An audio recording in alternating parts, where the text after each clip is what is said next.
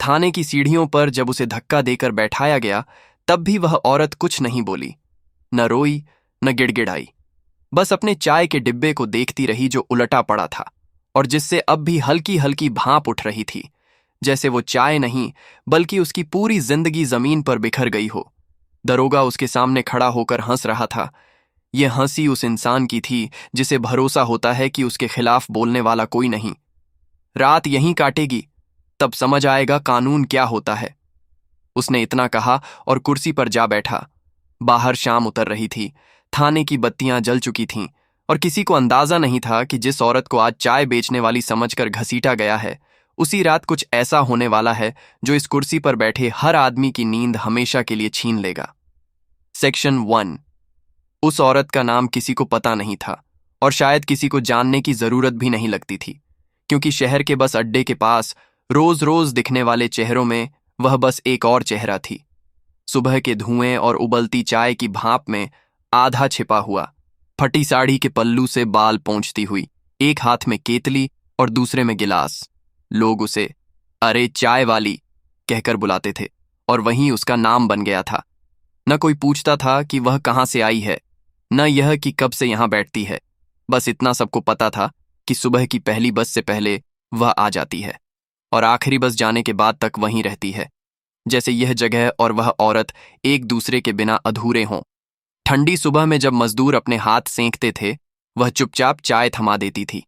2 रुपये कम पड़ जाए तो कुछ नहीं कहती थी और कभी किसी से ज्यादा पैसे मांगने की हिम्मत नहीं करती थी, क्योंकि उसे पता था कि इस शहर में आवाज उठाने का हक उन्हीं को मिलता है जिनके पास पहले से ताकत होती है। उस दिन भी सुबह बिल्कुल वैसी ही थी।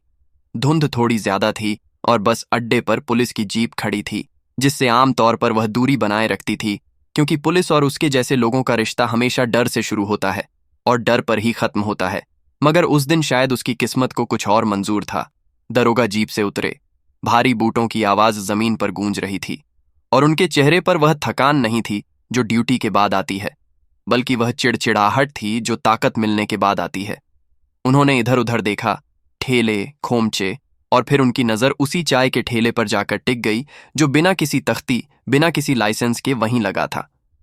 दरोगा ने ठेला नहीं देखा, उन्होंने बस एक मौका देखा, एक ऐसा मौका जहां वह अपना अधिकार दिखा सकते थे, और बिना कुछ पूछे उन्होंने डंडे से ठेले को ठोकर मार दी। केतली हिली, चाय छलक गई और औरत के मुंह से बस एक धीमी सी आवाज निकली, साहब। यही वह शब्द था जिसने सब कुछ बदल दिया। साहब कहते ही दरोगा का चेहरा सख्त हो गया, जैसे किसी ने उनकी कुर्सी पर सवाल उठा दिया हो। उन्होंने ऊंची आवाज में कहा कि यहां अवैध ठेला लगाना मना है, कि रोज रोज इन्हीं लोगों की वजह से शहर गंदा होता है। और इससे पहले कि वह औरत कुछ और कह पाती, ठेला पूरी तरह पलट दिया गया। चाय जमीन पर फैल गई, गिलास टूट गए और आसपास खड़े लोग पीछे हट गए, क्योंकि उन्हें पता था कि यह उनका मामला नहीं है। इस शहर में हर कोई अपनी बारी का इंतजार करता है और आज बारी उसकी थी। वह औरत जमीन पर बैठ गई, शायद इसलिए नहीं कि वह गिर गई थी, बल्कि इसलिए कि उसके पैरों में अब खड़े रहने की ताकत नहीं बची थी। उसने बस इतना कहा कि वह रोज यहां बैठती है, किसी को परेशानी नहीं होती, और अगर गलती हो गई है तो वह ठेला हटा लेगी। मगर दरोगा को समाधान नहीं चाहिए था, उन्हें उदाहरण चाहिए था। उन्होंने उसे बांह से पकड़ा और वह बांह इतनी पतली थी कि उनकी उंगलियों के निशान तुरंत दिखने लगे। चल थाने, यह कहते हुए उन्होंने उसे खींचा और वह औरत घसीटती हुई चल पड़ी। लोग देख रहे थे, कुछ मोबाइल निकाल चुके थे, कुछ नजरें चुरा रहे थे और कुछ मन ही मन शुक्र मना रहे थे कि आज पुलिस की नजर उन पर नहीं पड़ी। थाने का रास्ता ज्यादा लंबा नहीं था, मगर उस औरत के लिए हर कदम भारी था, क्योंकि वह जानती थी कि थाने के अंदर जाने के बाद इंसान सिर्फ इंसान नहीं रह जाता, वह एक केस बन जाता है, एक फाइल, एक नंबर, और उसके जैसे लोग अक्सर बिना कुछ किए ही दोषी मान लिए जाते हैं। थाने के गेट पर पहुंचते ही उसे अंदर धकेल दिया गया। सामने लकड़ी की पुरानी कुर्सियां थीं, दीवारों पर धूल जमी थी और हवा में एक अजीब सा डर घुला हुआ था। दरोगा ने उसे वहीं बैठने का इशारा किया और खुद अपनी कुर्सी पर जा बैठे, जैसे सब कुछ अपनी जगह पर लौट आया हो, उनकी दुनिया फिर से संतुलित हो गई हो। घंटे बीतते गए, बाहर दिन ढलता रहा और वह औरत वहीं बैठी रही। न किसी ने उससे पानी पूछा, न यह कि उसे किस जुर्म में लाया गया है। वह बस अपने हाथों को देखती रही, जिन पर चाय के दाग अभी सूखे नहीं थे, और उसे अपनी जिंदगी का हर दिन याद आ रहा था। कैसे उसने इस शहर में अकेले सब कुछ संभाला था, कैसे हर दिन अपमान को चुपचाप पी लिया था, क्योंकि उसके पास कोई और रास्ता नहीं था। शाम को जब थाने की बत्तियां जलीं, तब भी कोई उसके पास नहीं आया, और तभी दरोगा की आवाज गूंजी, आज रात यहीं रहेगी। ये कोई सजा नहीं थी, ये एक ऐलान था, एक ताकत का प्रदर्शन। और वह औरत चुपचाप सिर झुकाकर बैठी रही, क्योंकि उसे पता था कि अभी बोलने का समय नहीं है। उस पल किसी को अंदाजा नहीं था कि यह चुप्पी डर की नहीं थी, बल्कि इंतजार की थी। एक ऐसा इंतजार जो धीरे धीरे थाने की हर दीवार में समा रहा था, और जिसकी आहट अभी किसी को सुनाई नहीं दे रही थी। रात धीरे धीरे थाने के भीतर उतर रही थी, जैसे अंधेरा बाहर से नहीं बल्कि दीवारों के अंदर से फैल रहा हो। और उस औरत के लिए यह रात किसी नई नहीं थी, क्योंकि उसकी जिंदगी में अंधेरा हमेशा से ही रोशनी से ज्यादा रहा था। फर्क सिर्फ इतना था कि आज वह अंधेरा खुलकर उसके सामने खड़ा था, वर्दी पहने, कुर्सी पर बैठा हुआ, और कानून के नाम पर मुस्कुराता हुआ। उसे उसी बेंच पर बैठाए रखा गया जहां अक्सर छोटे मोटे अपराधियों को घंटों बिठाया जाता है। कोई पूछताछ नहीं, कोई लिखा पढ़ी नहीं, बस इंतजार। और ये इंतजार सबसे बड़ी सजा होता है, क्योंकि इसमें इंसान खुद से लड़ता है, अपने डर से, अपनी यादों से, अपनी बेबसी से। वह औरत सामने लगी दीवार को देखती रही, जिस पर पुराने पोस्टर चिपके थे। किसी में अपराध से सावधान रहने की चेतावनी थी, किसी में पुलिस की तारीफ, और किसी में फटे हुए कोने से झांकता हुआ कोई बीता हुआ साल। जैसे यह थाना भी समय के साथ आगे नहीं बढ़ पाया था, बस लोगों को रोकने की जगह बन गया था। उसे याद आ रहा था कि उसने पहली बार चाय का ठेला कब लगाया था, कैसे शुरुआत में उसे खुद भी डर लगता था कि कहीं पुलिस ना आ जाए, कहीं कोई हटा ना दे। मगर धीरे धीरे डर आदत बन गया था, और आदत इंसान को मजबूत नहीं बल्कि सुन्न बना देती है। आज वही सुन्नपन उसके चेहरे पर था। सिपाही आते जाते रहे, किसी ने उसे ऊपर से नीचे तक देखा, किसी ने अनदेखा किया, जैसे वह कोई इंसान नहीं बल्कि थाने का ही कोई हिस्सा हो। एक सिपाही ने दरोगा से पूछा भी कि क्या करना है इसका, तो जवाब मिला, रात यहीं रहेगी, सुबह देखेंगे। यह देखेंगे शब्द उसके कानों में अटक गया, क्योंकि उसने अपनी जिंदगी में बहुत बार यह शब्द सुना था, और हर बार इसके पीछे कुछ अच्छा नहीं हुआ था।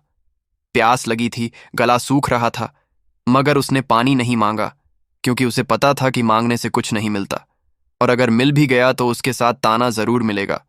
वह बस अपने हाथों को आपस में रगड़ती रही, उन हाथों को जिनसे उसने सैकड़ों लोगों को चाय दी थी। मगर आज वही हाथ खुद खाली थे।